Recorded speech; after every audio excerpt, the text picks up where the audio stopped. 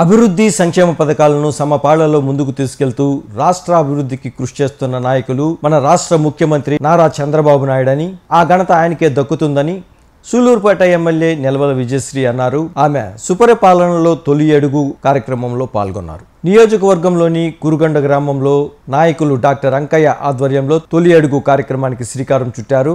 అనంతరం మనమాల గ్రామంలో నిర్వహించారు. కూటమి ప్రభుత్వం ఏర్పాటై ఏడాది పూర్తయిన సందర్భంగా ఇప్పటి వరకు ప్రభుత్వం అమలు చేసిన అభివృద్ధి సంక్షేమ కార్యక్రమాల గురించి ప్రజలకు వివరించారు. ఈ కార్యక్రమంలో ఇన్ఛార్జి నెలవల సుబ్రహ్మణ్యం, నాయకులు గున్నంరెడ్డి మధుసూదన్ రెడ్డి, మండల పార్టీ అధ్యక్షులు విజయ్ కుమార్ నాయుడు, దువ్వూరు శ్రీనివాసులు రెడ్డి, పలువురు నాయకులు కార్యకర్తలు పాల్గొన్నారు.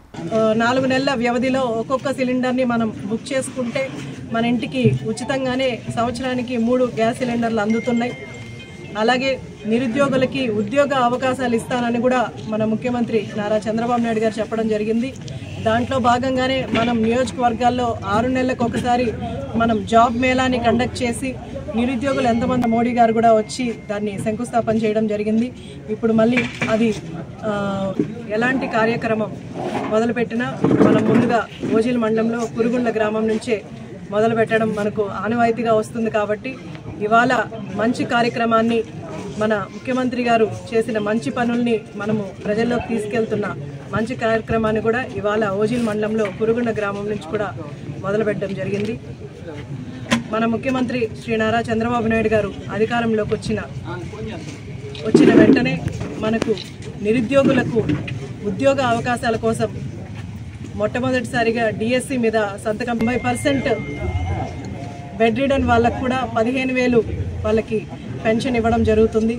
ఇలాగా పెన్షన్లు మనకు గత ప్రభుత్వంలో ఇచ్చేదానికంటే కూడా 2 ఇంతలు ఎక్కువ చేసి ప్రతి పేదవాడికి అండగా నిలబడుతున్న మన ముఖ్యమంత్రి శ్రీ నారా చంద్రబాబు నాయుడు గారు. అలాగే గత ప్రభుత్వం వాళ్ళు మన ప్రభుత్వంలో ఏర్పాటు చేసిన అన్నా క్యాంటీన్లు అన్నీ కూడా కూల్చేసి అలాగే వాటన్నిటి కూడా మూత వేసిన పరిస్థితులు మనం గత 5 సంవత్సరాలుగా చూసాం.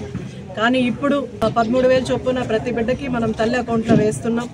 ఇలా ఒక్కరికి కాకుండా ఒక బిడ్డనే చదివించుకుంటే మిగిలిన బిడ్డలకి తల్లుల మీద భారం పడకుండా ఈరోజు మనం అందరి బిడ్డల్ని చదివించే